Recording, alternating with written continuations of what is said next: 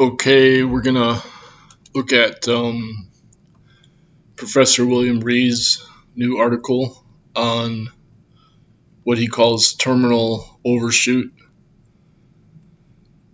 He became famous for developing the ecological footprint, which got co-opted by British Petroleum. Try to focus on individual guilt of ecological destruction versus corporate guilt.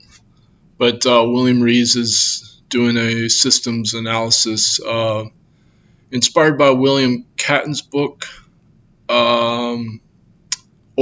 I think that was the author's name. Last name is Catton.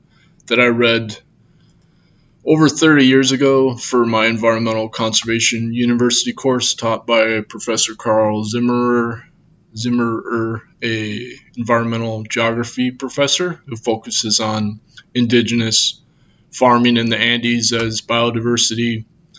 So here, William Rees had this paper published and it immediately caused a bit of an uproar. So there was a huge response to try to debunk him and his co-author, and then they replied back, doubling down on their argument.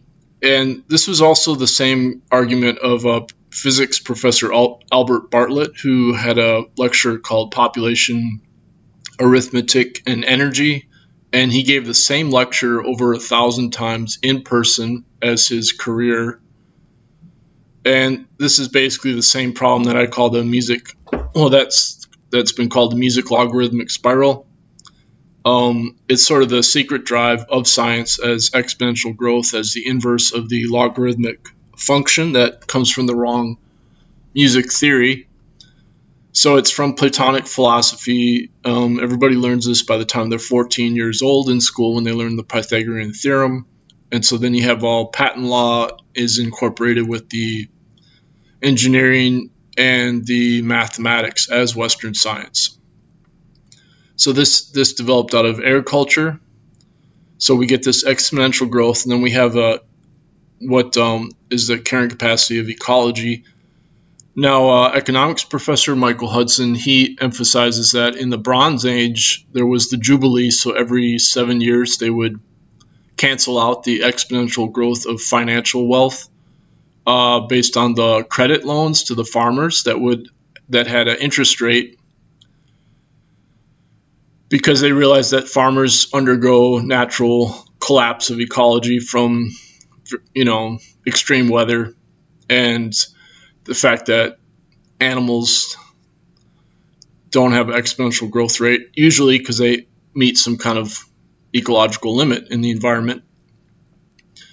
So by humans using technology, we were able to bypass the usual limits of ecology through developing agriculture and mining water from deep wells and mining coal and oil for which is basically based on photosynthesis. So the energy of ecology is originally from photosynthesis. Okay, so this is where we're at. So we're facing a dramatic collapse based on overshoot. And when I learned this in 1993, nobody else was focusing on this at all. I just kind of went back to work for Greenpeace after my undergraduate degree, which, I had the same job right out of high school where I'm going door to door begging for donations for environmental activism. And then Germany shut us down because they're like, well, Greenpeace should be all volunteer. So the U.S. Greenpeace needs to be shut down because we're not volunteer. And so it goes. And then I went back into school, did more activism in school, worked for more nonprofits, did that for another 15 years until the overshoot became more obvious. And we had the great crash of 2008. Now we're going through another crash, financial crash. Okay, so now his argument is if we have this great reduction of population growth and energy use and just basically go back to a primitivist economy based on manual labor, primarily manual labor, then we can dramatically drop our energy use and so avoid or stay within the carrying capacity of civilization. But that would have to happen, like, obviously right now. This is based on this image. So that's kind of what I've been doing. Like, my cousin was like, "What have you done with your life?" And I was just out in the woods doing manual labor with a bow saw. But then I'm thinking, well, you know what? They got to create these blades. I need a new blade, and that takes energy to make the steel. I suppose if you get a big saw and you can just sharpen it, but still, I mean, civilization is civilization. It's all based on steel and iron since the Iron Age. About 1200 BCE. It's when the Iron Age started kicking in. So, so they're looking at, he's basically arguing against this panacea of the Green New Deal as being hogwash.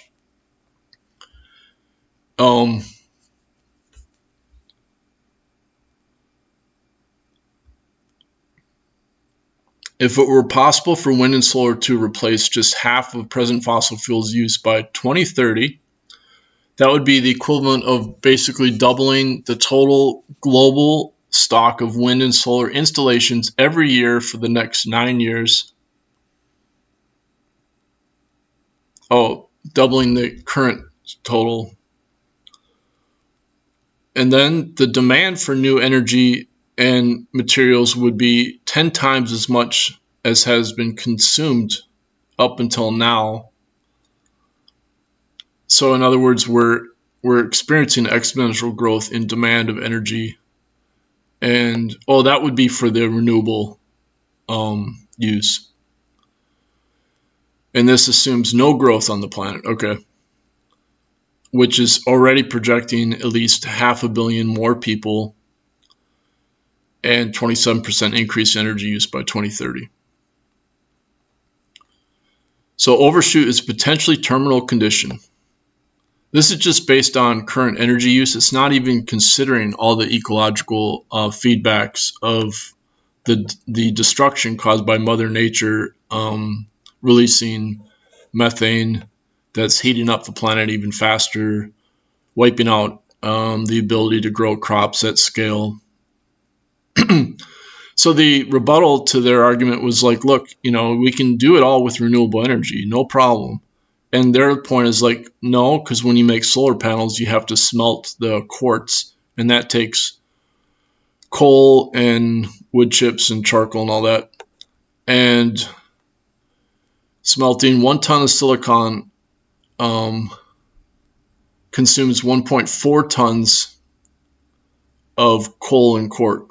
So now my claim was like, well, you could just use algae to then you could divert all the CO2 emissions to grow more algae. You could do that, okay? So let's assume that's possible. Now they're saying, well, renewable energy is only 4% of total energy use right now. So it would be, you'd have to go full on stop to just replace half of fossil fuel use by 2030. Okay, so now my point is that oil and coal originally are from algae, and algae is the most efficient energy transfer on the planet. So algae can sequester 100 gigatons of CO2 per year. So the future of life on Earth is going to be algae, one way or the other. We argued the lust for wind and solar is a costly diversion. Instead, we should just be planning a low energy, low consumption, and low population future. Well, you think, well, maybe you could do this both at the same time, but I don't know. Prior to the dawn of agriculture, humans accounted for less than 1% of mammalian biomass on Earth. with wild mammals being 99% of mammalian biomass. Today, humans are 36% and domestic livestock is another 6%, leaving only 4% of wild mammals as mammalian biomass on Earth. So that implies that the wild mammals have gone down in population, which they have. Just in the past 50 years, well, actually 40 years of this, non-human vertebrate species have declined by 58%. Freshwater, marine, and terrestrial vertebrate populations. Freshwater, 81%, marine, 36%, non-human terrestrial vertebrate. Okay, 38%. So those are all vertebrates. So respectively, and then invertebrate populations fell by 50%. Okay. So this is another way of saying the mass extinction of species crisis is accelerating. This is something I first learned about in 1992 when I took conservation biology at School for Field Studies for a semester in Costa Rica. Conservation Biology and Sustainable Development. We read E.O. Wilson's biodiversity book when it was first published. And again, like nobody knew about this. There's no money in sustainable conservation biology. There's absolutely no money in it. And my undergraduate degree was in sustainability. It was the environmental option of international relations. So I was required to integrate economics, political science, and biology. So a third of I had 30 credits in natural science, natural and physical science. So that means I could qualify to be an environmental health specialist for the state if I so desired. But anyway, okay. So where does that leave us? 50% of all fossil fuels ever burned have been consumed in just the past 30 years. So he's calling this super exponential growth. Now, if we go up to the graph, so that would make sense. I don't know what the time scale of this is, but that's probably like the past 30 years. By 1997, annual consumption was 40% less than in 2021. Humanity was already burning fossil fuels containing 422 times, so it would be 400%, 4 times the net amount of carbon fixed by photosynthesis globally. Okay. So basically, like every year is equivalent of 4 years of photosynthesis that's naturally fixed. So this is what they mean by carrying capacity. Because the energy of ecology is originally from photosynthesis as the foundation of the life on Earth. Between 1800... Okay, so we've increased the CO2 emissions by 50% about, because it's higher, way higher. I think it's like 480 or something. But then you have carbon CO2 equivalent, which also includes methane and nitrous oxide. Okay, methane's going way, way up super fast. The human enterprise now uses the bioproductive and assimilative capacities of 1.75 Earth equivalents.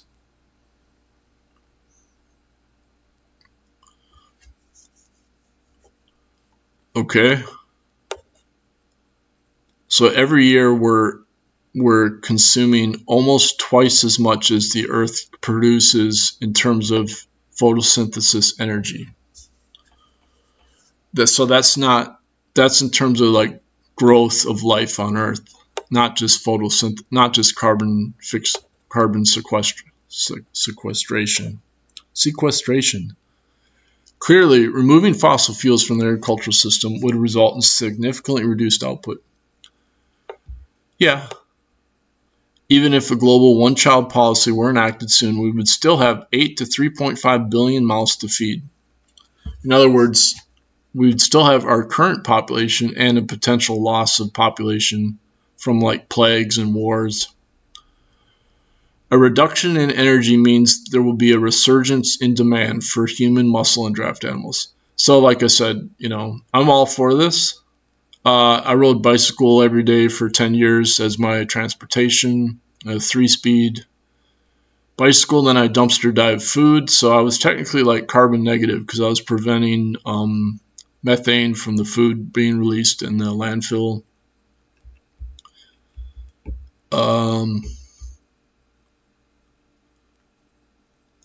Yeah, I currently do manual labor. I do the lawn. I do lawn work for an acre of lawns. And then I do grow mushrooms in the woods. Okay, plague outbreaks invariably end in collapse under the pressure, right? So, in many respects, this endeavor will resemble Polanyi's Great Transformation in reverse. So I really enjoyed this book, Karl Polanyi. It's all about the destruction of the commons in Europe by the development of like privatized sheep wool. Actually, my ancestor was part of this because he was recruited from Germany, Dresden, Germany, to go to Sweden to help the king of Sweden develop a sheep herd because the king of Sweden wanted a sheep herd, and my ancestor had been raised by gypsies. I know it's hard to believe, but this is what my great uncle told me, and he learned it from his great aunt in Sweden. So, and she was over here. My dad brought her over here for a big family reunion. Anyway, I digress. Okay, so here's the original paper. So this is like a legit academic journal. Through the Eye of a Needle. Okay, so he's in Canada and she's in Oregon. They're calling it the Real Green New Deal. So do we do collapse or do we do a drawdown of energy and population use? So again, this does not even factor in the accelerating ecological crisis that's wiping out the ability to grow food at scale because of the acceleration of temperature. 90% of the heat has gone into the oceans, so there's over 500 zettajoules of extra heat. Let's see what Arctic News has to say about this. Endangerment finding in danger. So this is April 1st. So yeah, and then we're having this denial where they're literally like trying to just completely wipe out the actual research that proves all this bad news. Dictatorship versus democracy. So science is based on a free sharing of information, but then you have obviously industry is based on patent law. And so they basically want to censor the global warming science. They meaning the big oil, big pharma, big military, the billionaires.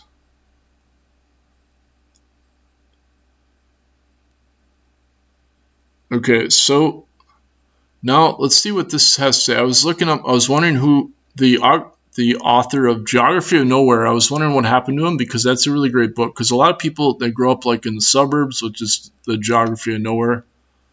So and unfortunately, as you may infer, that's not good enough to meet an emergency of the type that we're in. So we got to do something a little bit better. I'm going to try to describe this quandary that we're in. The probably principal feature of it is that okay, so this is him. It seems to have be the pet of some agency in the U.S. government. to have some kind of a contract pending to rebuild Ukraine once the war there is concluded, if it is concluded, electrify the automobile fleet and continue to enjoy mass motoring and everything will be just fine. And that's probably not going to happen. Okay. So decanted from the metropolises and shopping along with it, and all that activity starts happening in the office park and the suburban mall, and it's pretty soon the landscape is overwhelmed with suburban crapola. And I'd like to remind you my principal definition of the okay. I'm trying to track severely. The process is going to be probably very disorderly. There's probably going to be battles over who gets to occupy the places that have retained their value. For example, the historic districts. Okay. A worse city, a worse town, and a worse building. The economy of North America is going to be more focused on our continent per se. We're still going to have probably international trade, but reduced in scale. And one of the things that we have in North America is a wonderful inland waterway system, including the Great Lakes and the Great Rivers. And that includes your rivers in Canada and your parts of the Great called Unraveling, which is actually a better description because parts of society might continue. And your world, actually, I think it's very useful information that you present to us. Thinking, studying about, but the world of 1850, before the hydrocarbon industry really got cranked up, there were only 1.2 billion people. And as much as we're going through right now, you have to go, Mike. So go ahead. Here's part well, I don't picture that being a problem, but I will make my point here. The United States and the Western colonial powers have had the lion's share of the world's resources. But the idea that we're going to amplify some kind of a self-help program and make everybody more interested in artistry, I think is a kind of a lost cause. Just saying. Yeah, not just artistry, but just enjoy yourself. Like get COVID-19, for instance. So I do take problems one way or another. I also have to tell you, Mike, science got some weights. per se, in the broad sense, has done a fabulous job of dishonoring and discrediting itself over the last several years, and it is a very bad odor, and it needs to get its house in order. That's one of the big problems that we face. So he's saying on deck, and Madeline has the floor now, and make circle back if we have time. Okay, well, hi, Jim. I met you years ago at one of Bill Ryerson's population strategy meetings, I think it was. Anyway, I have a question, but I just want to say that not everybody here agrees with parts of your presentation, but I think you're on target. I think there's been a huge amount of censorship on really important things like COVID and the vaccine and nefarious groups and people. Mm-hmm. Well, here in Canada, we've got the Prime Trudeau trying to pass these bills on hate speech, which are draconian. They're insane. Scary. So Cussler was against the vaccine. In the background. Why don't you bring it forward and give Jim a chance to respond to it? Which is it about the number of scientists? Okay. Well, okay. So this one is perhaps worthy of some discussion. There are about 9 million scientists in the world at the moment practicing trained science on university. Of course, there are, in essence, 9 million different views of the world. These people cannot possibly all agree with each other. That's not true. For example, this is the best example of there are others here who will disagree with me on it. The sun does not rise, and we have known this for years. Do we owe climate victims anything? Well, when we say we, I mean, it's like saying, do all the white folks in the USA owe black people reparations? The economy, all those people income. We're still, 20% of the global economy, maybe 25%. We're decreasing as others grow, but we are still a big economy. We'll see how this paradigm changes. You know what Hume most famously said. Institutions can be corrupted, so can scientific ones. And censorship and penalties such as losing your job or getting no research grants for anyone who goes against the preferred narrative can be effective in keeping everyone on message. And people. And I would suggest that in the future, if you're going to bring disruptors of thought or patterns into the K-Corps, which gets much more publicity than many, that kind of dissatisfaction with our activities, but we would like to. Okay, so this is Club of Rome, which in Canada, but they're not. It's obviously like a small group. Oh, that's the end of that. I'm wondering, okay, so like I looked up the 990 for the Open Society, which is George Soros. And so people are really like freaking out about, George Soros. And I mean, you have these various billionaires, and okay, so George Soros, he does fund a lot of activism, but then it's not the Club of Rome, but they're all like I helped found the Minnesota Free Burma Coalition, and we worked with Burmese activists who were getting funding from George Soros, from the Open Society. And so they do really good work. But the thing is that they also fund the Royal Institute of International Affairs, which is the basis of the Council of Foreign Relations in, so here's all the groups that they fund in the U.S. So they call it Chatham House. Let me see. find here Chatham House. Here we go, Chatham House, $600,000 for 1 year. So there's the, I don't know if there's the main funder of, that's the institute. If you look up what is Chatham House, the Royal Institute of International Affairs. So if you look this up and then look up Council of Foreign Relations. Oops. Oh, you can't copy from AI. Yeah.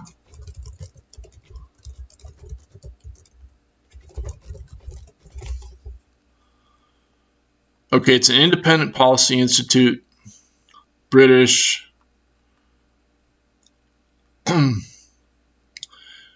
Chatham House and its U.S. sister institute, the Council on Foreign Relations, gives voice to a special UK-US relationship. So this is closely tied with the CIA and the British intelligence. So you have George Soros as one of the main funders. In other words, this is what they call the compatible left. The CIA calls it the compatible left. So I'm not saying they're doing bad work, because they're doing a lot of good work that's critical of corporations. But the problem is that they're not quite radical enough to figure out like what's really going on. So then people are like, oh, well, they're being funded by George Soros, but that just means they're not radical enough. Like if you look at the real scientists, like on Arctic News, then you find out what's really going on, because it's like the situation we're in right is the ecological collapse from the feedback of okay, so the aerosol masking effect. So here's another increase of 1.1 C from abrupt eruption of Arctic methane in the world's largest ocean shelf. So this doesn't get acknowledged by those compatible left activist groups. And then we have sulfate cooling loss. This is the aerosol masking effect. So it's going to heat up the atmosphere another like 2 degrees Celsius. So this could all happen within the next, if we went ahead with that renewable energy Green New Deal, it would actually heat up the atmosphere another 2 degrees Celsius global average. And so since we have 90% of the heat in the oceans, and the atmosphere's heated up 30 zetajoules extra since the development of agriculture in the Holocene by humans, but the ocean heat is over 500 zetajoules of heat. So there's 30 zetajoules extra versus 500 zetajoules extra out of the ocean. So obviously, as that ocean heat will be released. And then the other thing is, now they're focusing on geoengineering. They're saying, well, we got to stop the Arctic from the ice melting by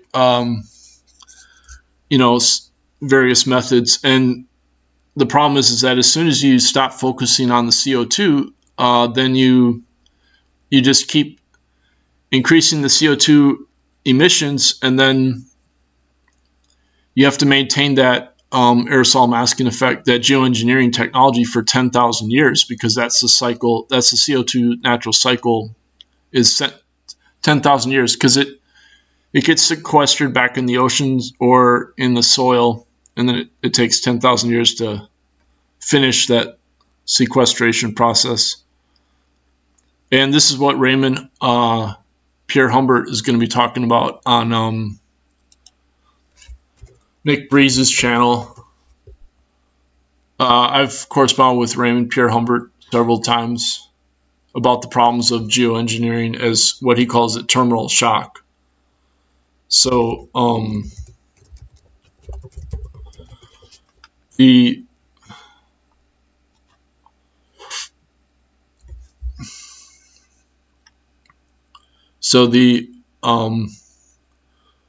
terminal shock is basically another way of saying the here we go, Raymond Pierre Humbert.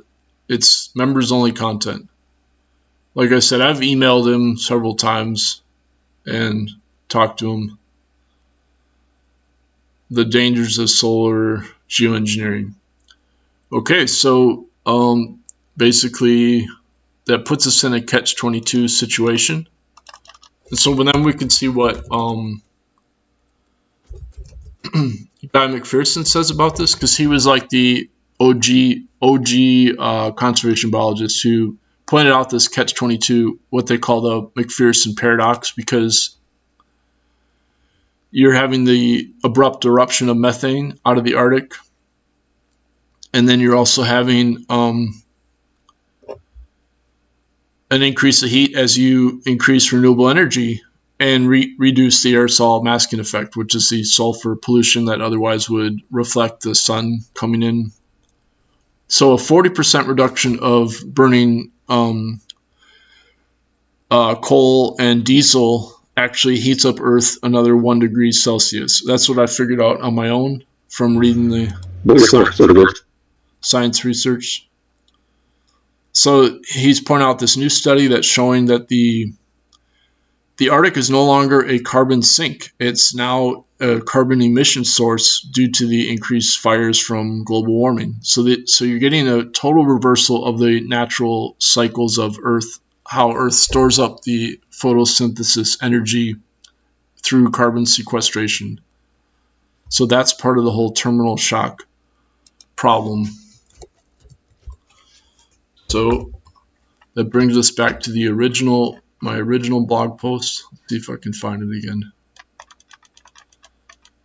Here we go. So terminal overshoot and terminal shock. You get two terminal condition. And like I said, so the future of life is going to be algae one way or the other. There's Chinese scientists that have doing the research on algae, and they used AI to discover where to grow algae farms.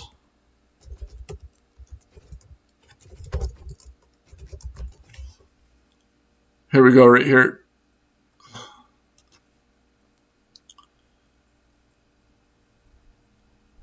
Okay, so this is the Iranians.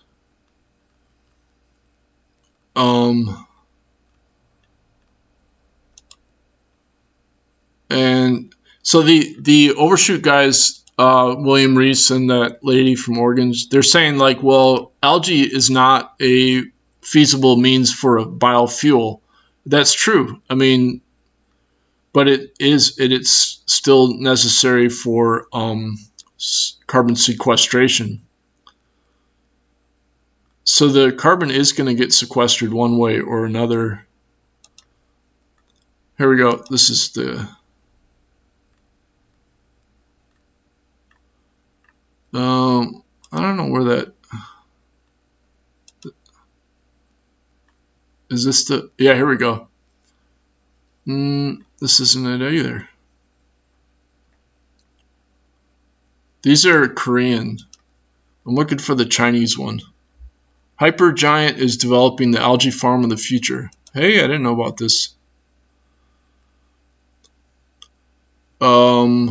Fridge size algae tank offsets more carbon than an acre of trees. See, so that it just proves that algae is really amazing for carbon sequestration. Wow. This is new to me. Okay, so that's pretty cool.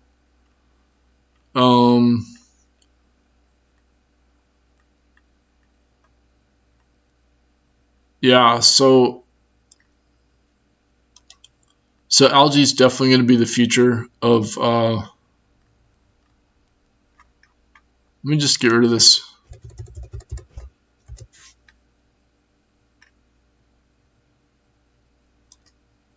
Here's another one.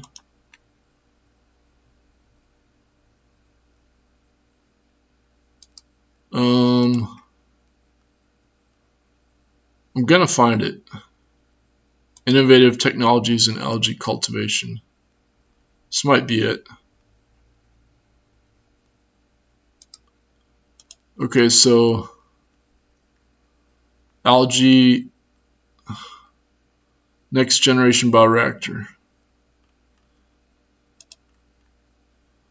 Australian startup.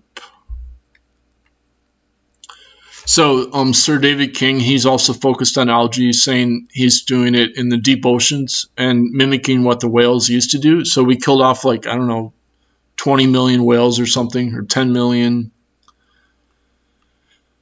So if we can fertilize the oceans, then the whale population will get restored, and then they will fertilize the oceans on their own, which then causes the algae to bloom, and then that causes the krill to bloom, and that brings up the whale population again. The design enables some algae species to double in quantity every 2 to 3 hours, producing 100 tons a year in the size of a shipping container. So this is what they're talking about.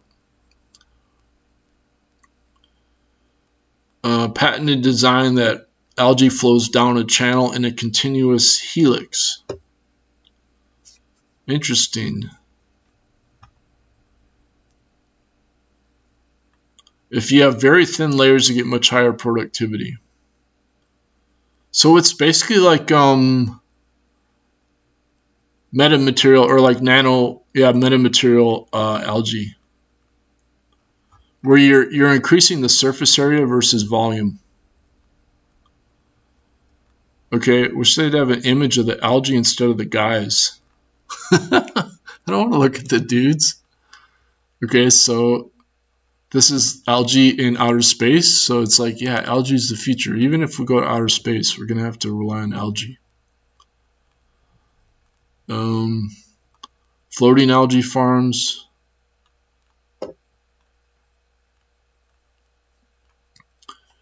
Okay, so small voltage to the walls of algae prevents cloudy buildup and allows more photosynthesis. Oh, there we go. Anyway, I have it in my... Here, let's go into Google Scholar. Google Scholar. Algae biophotoreactor farm. Here it is. No. Since 2024. Huh. I wonder if it got... No, I can't find it. Farm to fuel.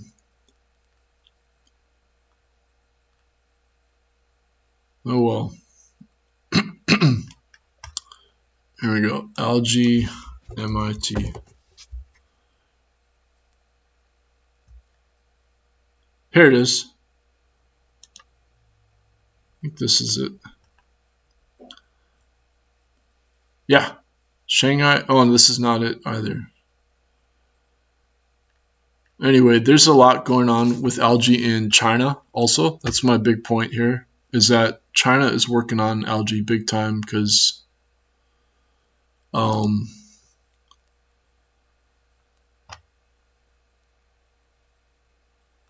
they realized that, here we go, algae carbon sequestration.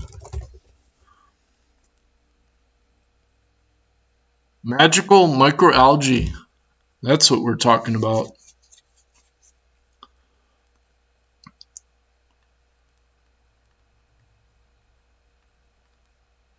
Global, okay, carbon sequestration. It's got to be magical. Okay, so biofuels, food, feed, high value products. Carbon sequestration. Right, so I think, did they talk about the 100 gigatons? 50,000.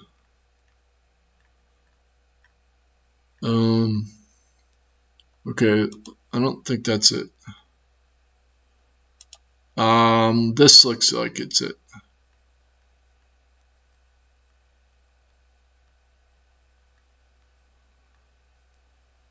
Sequestration for... So basically they're saying you can sequester all the CO2 that's currently being released from coal plants.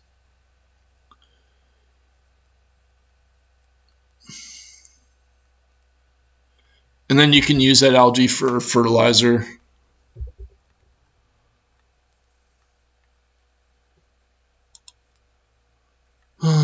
Let's see.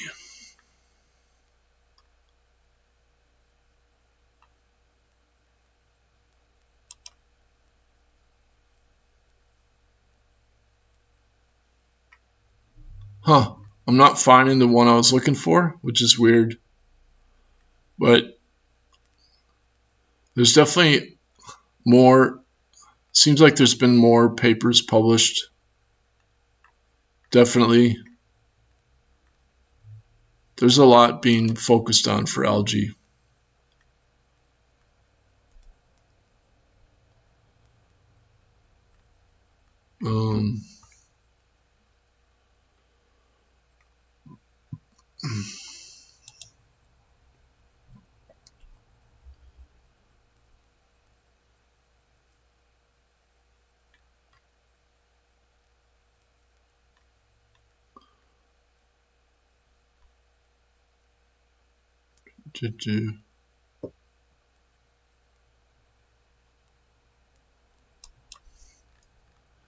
Yeah, so they're really studying like the deep ocean algae, how to make sure it gets sequestered. Nitrogen.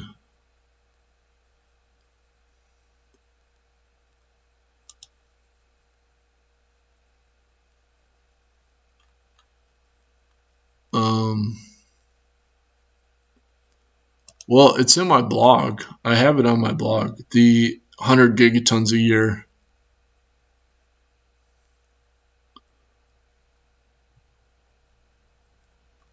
Wow.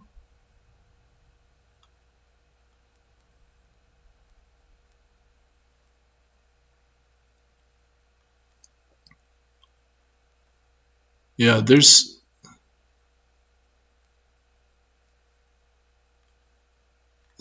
a lot of papers on it, but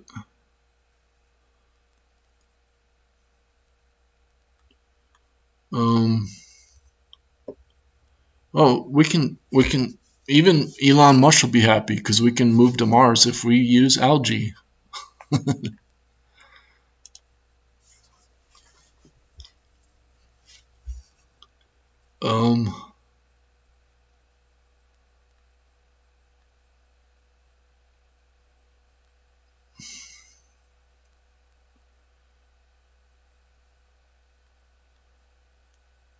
Okay, well,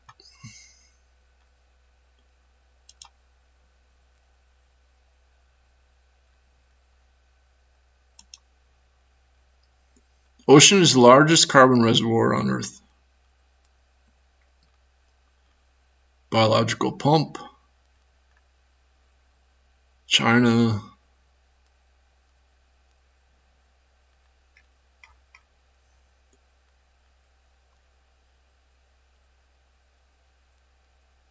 Yeah, so China's definitely working on it.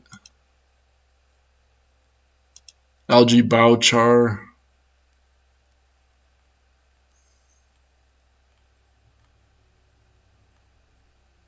Somebody did their PhD on it. Good deal.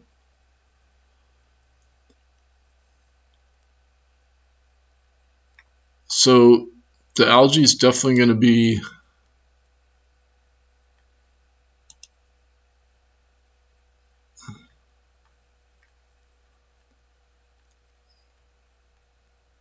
it's going to be algae one way or the other.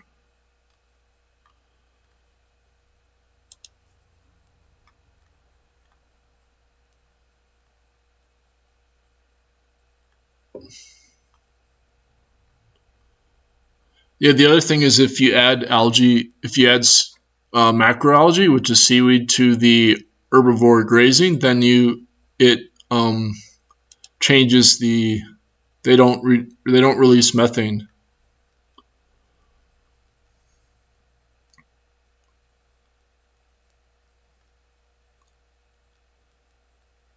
So that's starting to be done. There's a company in Australia that's selling that red seaweed as a cattle feed.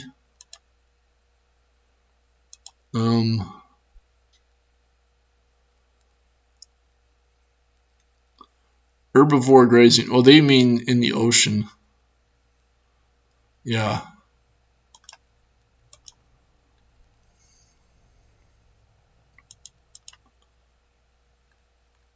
Yeah, there's...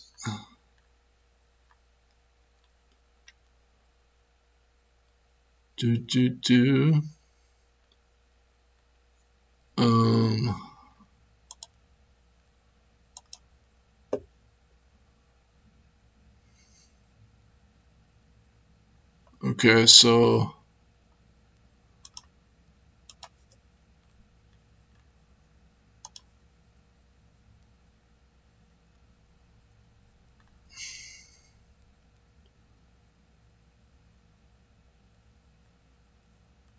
Algae for a cleaner future. As you can tell, I'm all about the algae.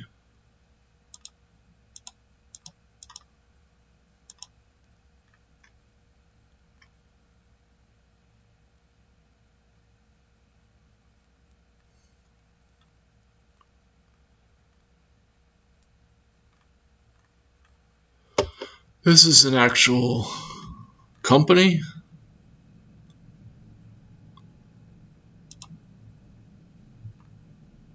Uh-oh, am I an actual computer?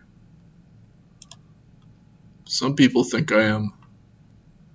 Harnessing algae for carbon sequestration and agriculture. Okay, so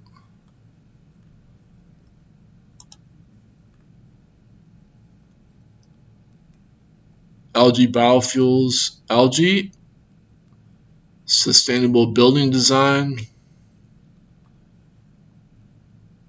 Oh, is this? No, this is not it. Algae reactor for coal chemical treatment. Yeah, it's gonna happen. The algae, there's no denying the algae. Algae as a potential source of biofuel and sustainable agriculture.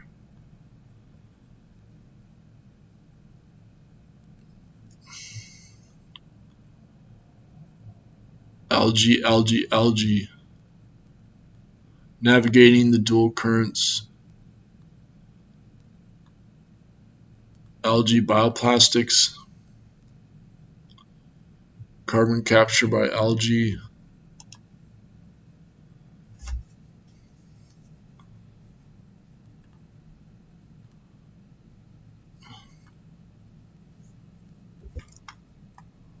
Algae, long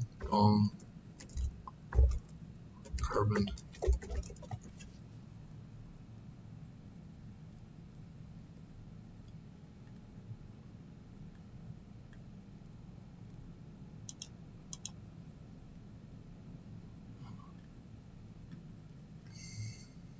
Enhancing CO2 sequestration. Okay, so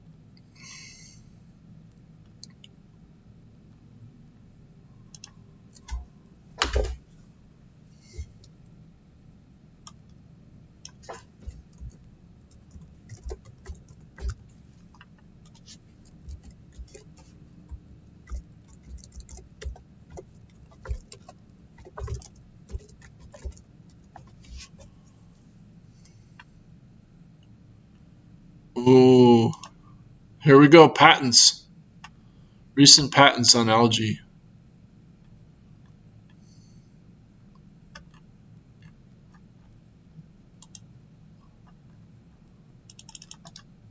I want to see.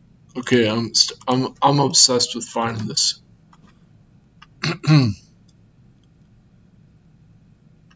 Okay, we know about that.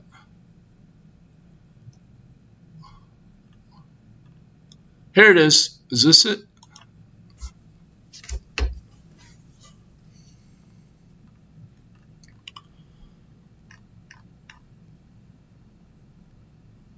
Oh, machine learning. Okay, so that's already 2 years old. We want the latest and the greatest. Here, I think this is it. Nope. Algae reuse. So that's Kentucky. Kentucky's actually been working on it for a while, which is pretty cool.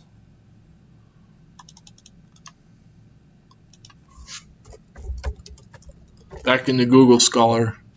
We're already in it.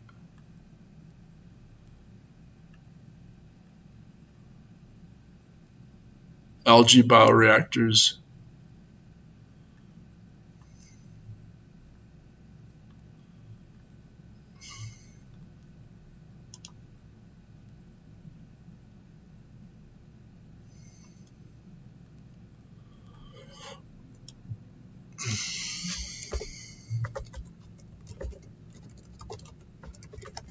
Oops.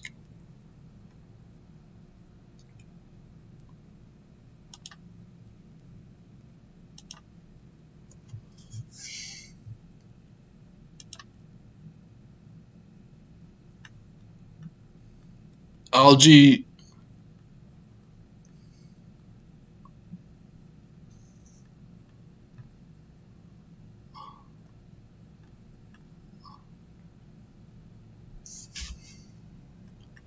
I think this might be it.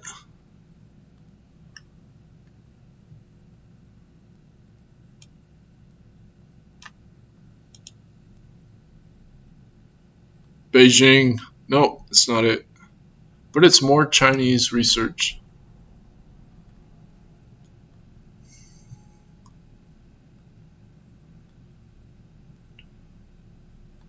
Anyway, I give up. But I have it on my blog, so I could just go to my blog, but I thought I'll probably find other interesting algae research, which I did.